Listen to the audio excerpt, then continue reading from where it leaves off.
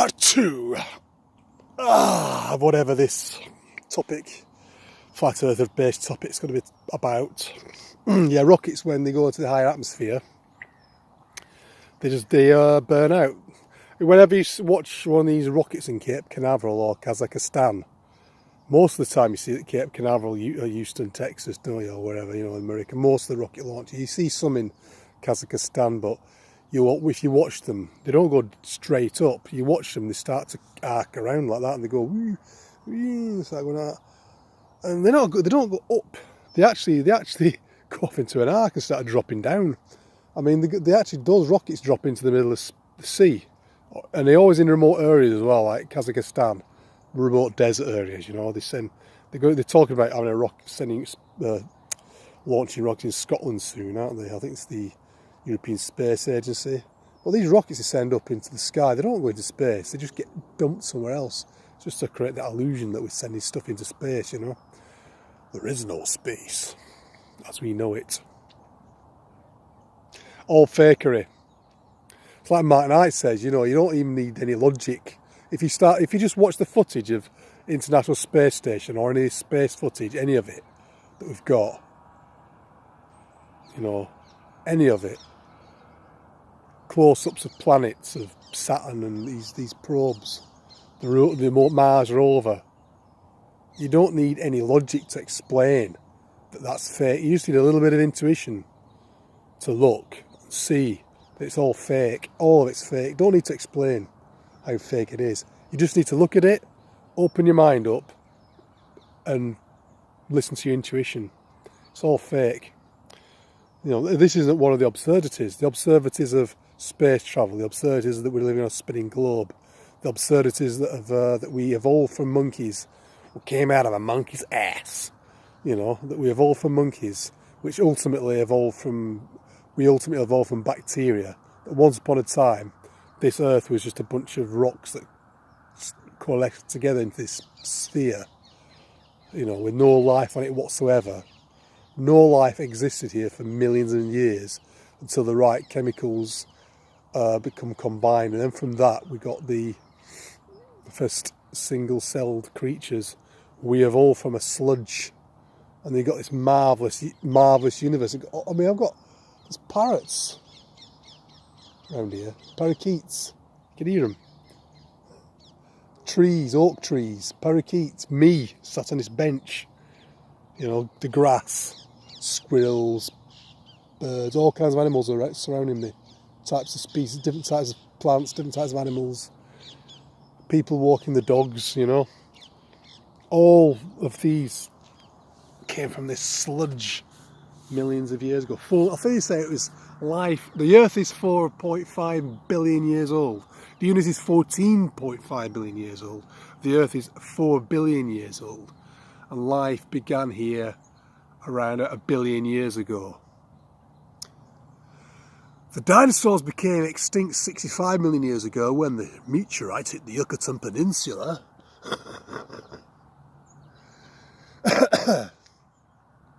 Remember, as I saw this funny memes on Facebook a few days ago, remember 30th of June, 65 million BC, and the picture of this Tyrannosaurus Rex at the top of this cliff roaring at these brontosauruses, sort of like these brontosauruses grazing in this lake below, and then this gigantic meteorite entering the Earth's atmosphere. Remember the 30th of June, 65 million BC.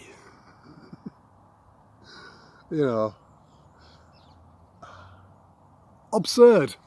Tyrannosaurus Rex, yeah? If you just look at the Tyrannosaurus Rex, how absurd is that? It's a thalidomide. It's a flid. It's a spaz. Tiny little paws like that, and it's got two little, and it's just impossible for the type of weight, the size of its head in comparison to its body, and the size of the tail in comparison to its body. It's just misproportioned. And you know what? The best one is the best absurdity. One of the best absurdities is chickens. Yeah, chickens as the closest relative to Tyrannosaurus Rex. That's the best one. Chickens. Anyway, they all come from the sludge, dinosaurs, Tyrannosaurus Rex, chickens, squirrels. I'm just watching these squirrels running over the tree now. The trees all came from the same thing, common ancestor. All this idea came about 150 years ago with these buds in Victorian England in the late 1800s, challenging the church. The church was losing its way. You know, it's religious institutions that generally do lose their way. You know, the church is breaking up into separate factions. You know, but there's also atheistic, non-believing factions. Darwin being one of them. Darwinism. That there is no God. It's just this lifeless chemical reactions. I mean, the Big Bang Theory and all that came much more later. I think the Big Bang Theory came from the 1950s. That's the theory, wasn't it? It started out where it said there was a big piece of rock half a light year across. Exploded, you know. A mass, half a light year across, a gigantic mass, concentrated. But they've now the latest is they've got it down to the size of a pea now, or maybe even small, maybe down to the size of an atom, a subatomic singularity, compressed portion of energy in the midst of nothing, in the midst of before time and space ever existed. There was this singularity, this subatomic singularity, a point of absolute energy. Where that came from, they haven't quite sussed that out yet. I think Stephen Hawking said we'll have it worked out within 20 years. That was like, well, I heard that 10 years ago, so should be another 10 years now. He's gone to the great black hole in the sky now, hasn't he? He's wheeled his way up to the big black hole in the sky. How was Steve? But was he the real Steve Hawking? That's another topic. I mean, why did the old Steve Hawking have blue eyes and the younger Steve Hawking have brown eyes? And why was it that he survived motor neuron disease for the best part of his life? He was diagnosed with motor neuron disease when he was 20-year-old, and he lived till he was in his 70s, yet he looked like some guy in his late 40s, early 50s, and his eyes are blue. A lot of inconsistencies. And how did he talk through that Dalek machine, you know? Anyway, the Stephen Hawking conundrum, eh? The only person that's ever survived motor neuron disease, who said that we'll have the answer in 20 years. He said about 10 years ago, he said we'd have the answer in 20 years. All answers will be well, we've got 10 years now. The countdown is on. Beautiful, isn't it? The sun's like getting warmer now. Taking this jumper off soon. There's so many absurdities. I mean, yeah, I'm always, like I said in part one of this blog video, I said I'm always ready to question absurdities, what I think may be absurd. I thought flat Earth is an absurdity until I looked into it and realised it actually makes more sense in the globe. The AE model of the flat Earth is also an absurdity. I entertained that for a while, and that's an absurdity.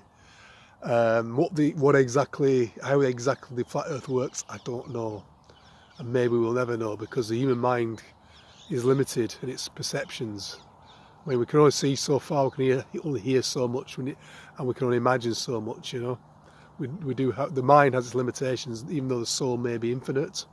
We are spiritual beings having a human experience, but we are encased within limitations, and with the Earth that we understand is a limited portion of the greater Earth plane, you know. Where is the edge? Maybe there is no edge, or it just goes all the way to the edge of the universe, and the universe itself is more than millions. Who knows? There's a lot of cosmologies, ancient cosmologies, the Vedic cosmology, the Egyptian cosmology, the Mayan cosmology, the Babylonian cosmology, the Norse cosmology, the Hebrew cosmology, the Navajo cosmology. All very similar types of cosmology, showing a flat plane, and the Earth is like in the middle portion. You've got the heavenly regions and the subterranean hellish regions.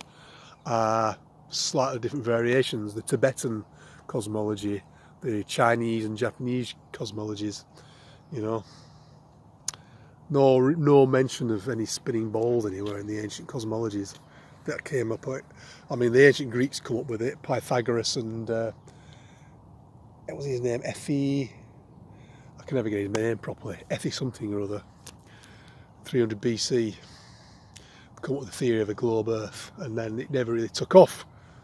I mean, the academics of ancient Greece kind of entertained the idea that we lived on a spinning globe or a globe, but it's just a theory. There's no way of knowing. And then in 500 years ago, Copernicus continued that legacy, and it became mainstream only within the last 100 years. It became a proper mainstream idea that we live on a globe. You know, I don't think anybody really cared up until about 100 years ago. Maybe not even until 50 years ago. Nobody that was that bothered, because no one had been that high up until they started sending rockets. They did start sending rockets up in the late 40s and 50s, early 50s, and they got so far up and they got, hang on a minute, it looks a bit flat up here. What was he called? That scientist in the 1920s? Picard, Professor Picard. He looks like Professor Calculus off Tintin, and Star Trek second generation, Captain Luke Picard. I think they named him after him. But he actually looks like Professor Calculus, but he's called Picard, a French scientist in the 1920s. I think it's the 20s or 30s, I'm not sure in which decade. I think it was the 1920s, 1925 perhaps. And he went up in a balloon. He was an explorer. He went deep down in the sea as well. He had a submarine that went deep down. I don't know how far down he went a couple of miles under. He's way ahead of his time, this guy, Picard, yeah. Like Tesla, really. But Tesla's a different thing. But Picard, he was like an inventor and an explorer and an adventurer. And he also went, I think he got up 20 miles high, actually. I think he got really high altitude. And then nobody's been much higher than that since, really. In a balloon, in a pressurised capsule hanging on a balloon. It went up to about, I think it was 50,000 feet perhaps. Maybe not 100,000, might be 50,000 feet. I think he got to about 55,000 feet. And he actually, his observation was, it's all looking flat up here. That was the exact words he said. I can see far, far away, you know, it's all flat, you know. So yeah, and then they started sending rockets into space, and the 50s, and that's when, okay, all our institutions, all our scientific institutions, civilization as we know it's going to break apart if we reveal to the Earth is really flat after all, after we've been pushing it for the last 500 years.